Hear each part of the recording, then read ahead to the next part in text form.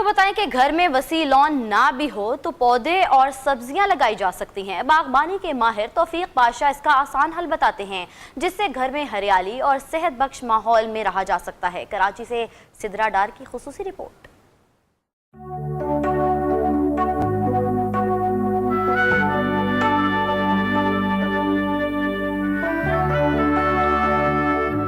कराची में मलीर के करीब भीरू कोट में वाक़े ये फार्म हाउस शहर के शोरगुल और आलूदगी से पाक है। लगभग 44 बरस से यहाँ रहने वाले तौफीक पाशा को शहर की रंगीनी मुतासिर न कर सकी। वो अपना ज्यादातर वक्त अपने इन्हीं दोस्तों के साथ गुजारते हैं जो चिलचिलाती धूप में साया दे रहे हैं या फिर आंखों को ठंडक। तौफीक पाशा का कहना है कि जरूरी नहीं कि सबको इतनी बड़ी जगह मुयस्सर हो, लेकिन बहुत सी सब्जियाँ घर पर गमलों में भी उगाई जा सकती हैं। सब्जियाँ तो बहुत आसान है घर में लेना।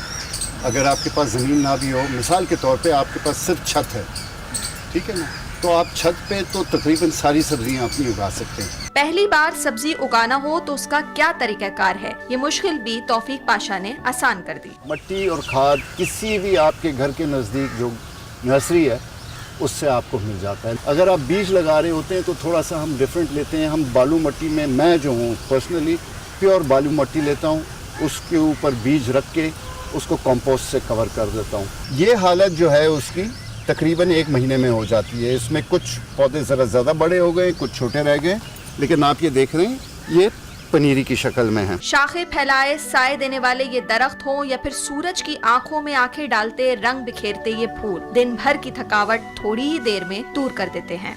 बागबानी एक ऐसा मशगला है कि अगर एक बार अपना लिया जाए तो सारी जिंदगी आपके साथ रहता है।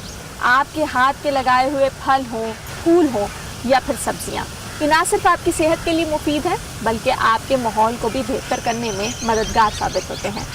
कैमरामैन मोहम्मद रेहान के साथ सिद्रा डार, न्यू न्यूज़, कराची।